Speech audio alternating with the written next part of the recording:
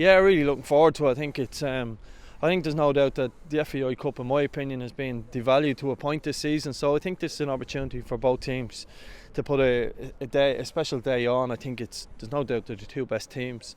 And just hope not every cup final is brilliant, and I hope it's similar to the games we played against each other this season, where it's been good, free-flowing football and been a real showcase, and it's an opportunity for us to represent the league and make people proud of what we have to offer.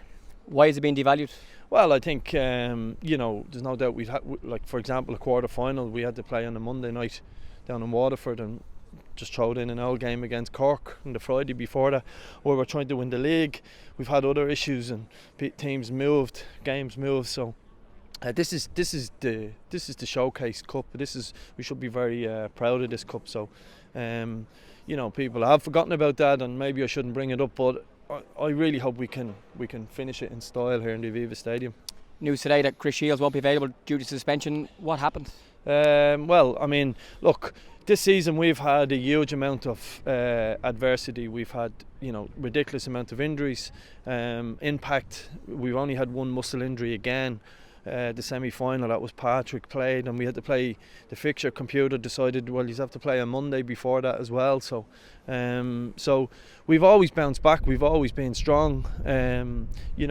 People like Chris play on the edge, and there's always a fear of that. But we've accepted it. We move on. We're prepared for it, and we've battled the hard way in this cup. We've been in the middle of Europe. We were down in Cove.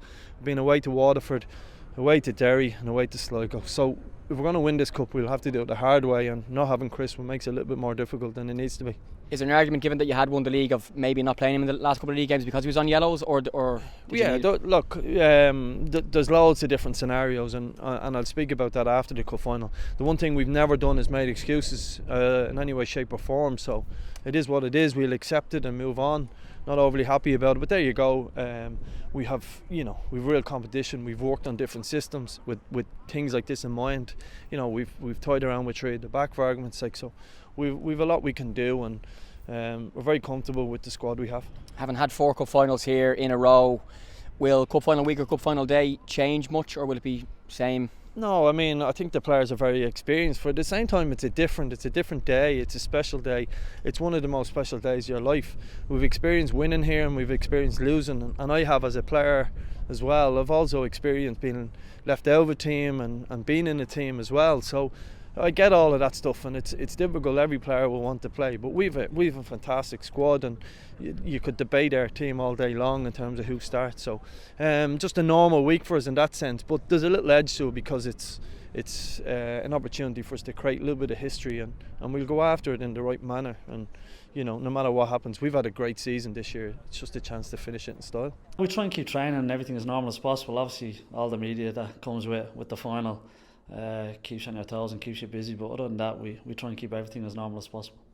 And you say that nervous tension that yourself and the players have, that's a good thing to have before a big match, isn't it? Yeah, I always felt it was when I played, and now as a manager before big games, it's nice to get that. Like you said, once you harness it and use it in the right way, and it can be a real positive. So roll us back to 2010, the last time you played here. I think it was the last time. Did you play here after that, or was it 2010 the final? Yeah, 2010. Sligo, obviously, we got beaten penalties, but what I can remember of the game was a decent game. Sligo were a good side then, and obviously they beat us on penalties. Would you have thought then that it would be 9 years until Rovers were back in a final?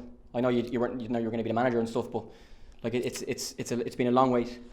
Look, I think when you get the games like this and finals, you can't take them for granted, because like you said, it's 9 years. You don't know when the next one is, and you got to grasp it and really embrace it, and hopefully we can do that this Sunday. Yeah, I spoke to Sean Kavanagh. He's not played here, but he's played a lot of games in the Championship. Jack Byrne and Graham Burke have great experience here. A lot of your other players have played in big games and big stadiums across the world, as have Dundalk. So it being here and in a big stadium with a big crowd, does that make much difference to how people will play and coach and stuff? No, I don't think so. I think, like you said, they've obviously played here for a few years, so they're well used to it. Our players have played in a lot of big games throughout their career. We've 6 full internationals, so I don't see any of the stadium or the crowd or the pitch being an issue for either team. I just see 2 teams that will be going all out to win the game. And the games against Dundalk over the last couple of seasons, particularly this season again, they've been tight, they've been exciting. Will this one be any different to the ones you faced them against before? I don't think so. I think, like you said, they're two really good sides. When we played each other, it's been very tight. It's been small margins in the games. Some big calls have swung them games either way. Like I said, hopefully on Sunday them small margins are with us, but it's going to be a really good game. And the crowd as well, Stephen, 36,000 here for that final you played in 2010, the biggest of all of the finals so far. Been a great push of the last few weeks to try and get this even bigger, and Shamrock Rovers has done a great job. I love the videos of the fans abroad coming home to watch the match and stuff. What would you say to like a neutral who's not a League of Ireland fan, that goes to watch Premier League games or watches Ireland on the telly and thinks League of Ireland is crap, about coming here, spending €15 to come and watch the two best teams on Sunday? Yeah, well, you have two of the best teams in the country. You have full internationals on the pitch. You've got some fantastic footballers on the pitch. And if you haven't seen the game before and you come to the game on Sunday, I'm sure you'll walk away very impressed with what you see. Because it's a good chance, to show with debates at the moment about where the football is going and the FAI and debates about where the league is, to go, well, these are our two best teams in our best stadium and this is what we can show you. Like. Yeah, and I don't doubt that both teams will put their best foot forward. I think both teams are full of top players, and both teams have shown on big occasions they show up and they play. And like I said, I don't see Sunday being any different. And lastly, I know you spoke during the week to the newspapers about your own job you've done and how excited you are to be there on the sideline on Sunday leading the team, and about maybe some of the sick you would have got over the previous couple of years as well. If your team could win this trophy, what would that mean to you as the manager, as a young manager, your first job and a first major trophy if you can do? No, look, we'll just concentrate on trying to win the game over 90 minutes, and everyone knows what it means to this club and what it means to the players and the fans and the staff, everyone involved, not just myself. So like I said, we'll do everything possible to try and make that reality on Sunday. What year is your birthday? Around 87, 86? 84. 84, my God. I said to Sean Kavanagh, because he's 94 and I'm 89, that you might have been about 3 when Rovers last won the league. So that was actually, or the cup, that was not the league, the cup. That was a decent guess, but you don't remember much about it, I'm sure. No, I don't. I'm still in nappies, obviously. But that history is something that the club has spoken about a lot, and if you could win the 25th as well, like just the weight, and it would just be amazing for your club, wouldn't it? Yeah, no, it would. It's obviously, there's no getting away from how much it means to everyone involved in the club. We know that as a group of players, a group of staff, and as a group as a whole, we understand that, we know that, and like we've spoke to the players about embracing that and going and enjoying the occasion on Sunday. Now I know why your beard is grey, because you're old. Stephen Bradley, thanks a million. Thanks, Jay.